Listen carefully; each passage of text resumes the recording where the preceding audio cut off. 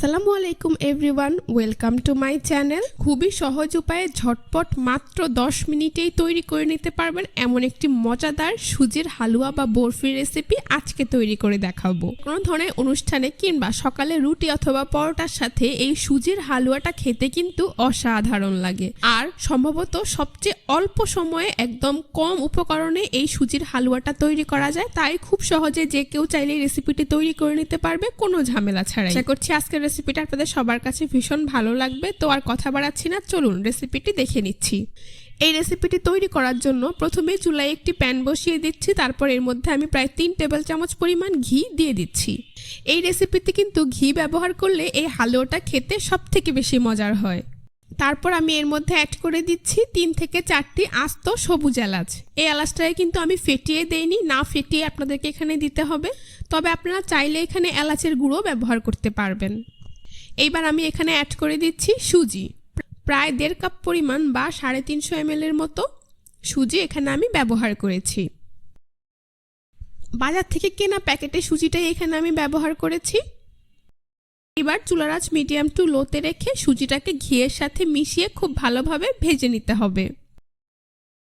চুলার আঁচ একদমই মিডিয়াম টু লোতে রেখে মোটামুটি 10 থেকে 15 মিনিট সময় নিয়ে সুজিটাকে ঘিয়ে ভেজে নিতে হবে। চুলার জাল কিন্তু খুব বেশি করা যাবে না, মিডিয়াম টু লোতে রাখতে হবে। চুলার জাল খুব বেশি হয়ে গেলে কিন্তু সুজিটা পুড়ে যেতে পারে আর সুজির কালারটাও চেঞ্জ হয়ে যাবে, তখন দেখতে একদমই ভালো লাগবে না। তো এভাবেই 10 থেকে 15 মিনিট সময় নিয়ে সুজিটাকে ভেজে নিলেই দেখতে পাবেন সুজি অনেকটাই ঝরঝরে হয়ে গিয়েছে আর এর কালারটা এরকম হালকা গোল্ডেন কালারে চলে এসেছে। আশা করি আপনারা দেখেই বুঝতে পারছেন। এই পর্যায়ে এখানে আমি প্রায় 2.5 কাপ বা 650 ml এর মতো কুসুম গরম দুধ অ্যাড করে দিচ্ছি। যেহেতু আমরা সবাই জানি সুজি কিন্তু খুব দ্রুত পানি অ্যাবজর্ব করে, তাই দুধ দেওয়ার সাথে সাথেই সুজিটাকে নেড়ে দুধের সাথে মিশিয়ে নিতে হবে। এই সুজির হালুয়াটা রান্না করতে গেলে অবশ্যই আপনারা কুসুম গরম দুধ বা পানি ব্যবহার করবেন, তা না হলে সুজিটা দলা পেকে যাবে। আপনারা চাইলে এখানে দুধের পরিবর্তে পানিও দিতে পারবেন, তবে যেটাই ব্যবহার করবেন অবশ্যই কুসুম গরম ব্যবহার করার চেষ্টা করবেন, এতে করে সুজির হালুয়াটা একদম পারফেক্ট হবে। তারপর এই সুজির হালুয়াটাকে অনবরত নেড়ে দুধের সাথে মিশিয়ে নিতে হবে আর খেয়াল রাখতে হবে যেন এটা নিচে দিয়ে লেগে না যায় বা কোনো পাশে লেগে না যায়। যখন মোটামুটি সুজিটা সেদ্ধ হয়ে আসবে ঠিক এই পর্যায়ে এর মধ্যে আমি 1.5 কাপ পরিমাণ চিনি দিয়ে দিচ্ছি। চিনির পরিমাণটা আপনারা আপনাদের পছন্দ অনুযায়ী কমিয়ে বাড়িয়ে দিতে পারবেন। আর দিয়ে দিচ্ছি সামান্য পরিমাণ বা 1/4 চা চামচ পরিমাণ লবণ। মিষ্টি যে কোনো আইটেমে একটু লবণ দিলে কিন্তু মিষ্টিটা ব্যালেন্সে থাকে আর খেতেও অনেক বেশি ভালো লাগবে। তো চিনিটাকেও আমি সুজির সাথে খুব ভালোভাবে মিশিয়ে এইভাবে নেড়ে চেড়ে দিচ্ছি। চিনিটা অ্যাড করার পরে কিন্তু চিনি থেকেও অনেকটাই পানি ছাড়বে, তাই চুলার আঁচ একদমই মিডিয়াম টু লোতে রেখে এভাবে অনবরত নেড়ে চেড়ে সুজিটাকে চিনির সাথে মিশিয়ে নিতে হবে। আর খেয়াল রাখতে হবে যেন কোনোভাবেই সুজি দলা পেকে না যায়।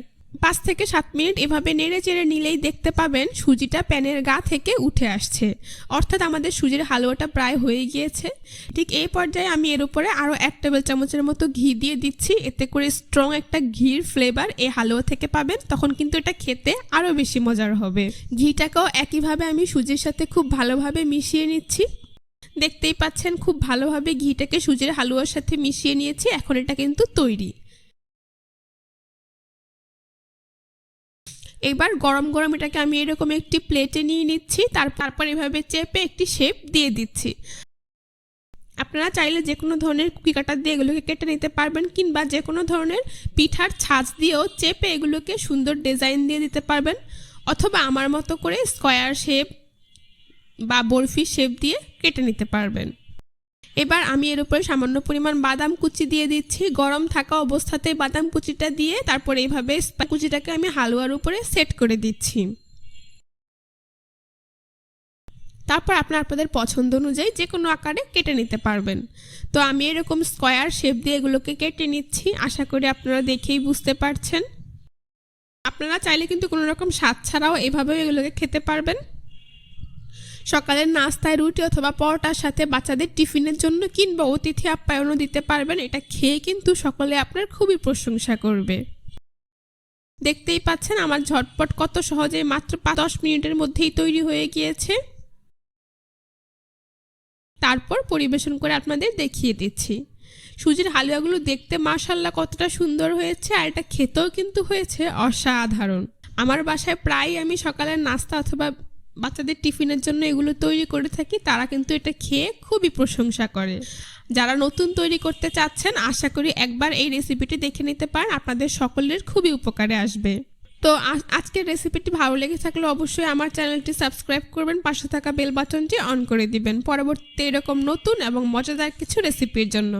বাসায় একবার হলেও তৈরি করে দেখবেন, কেমন হয়েছে তা আমাকে অবশ্যই কমেন্টে জানাবেন। আজ এ পর্যন্ত, সবাই ভালো থাকবেন, সুস্থ থাকবেন, আল্লাহ হাফেজ।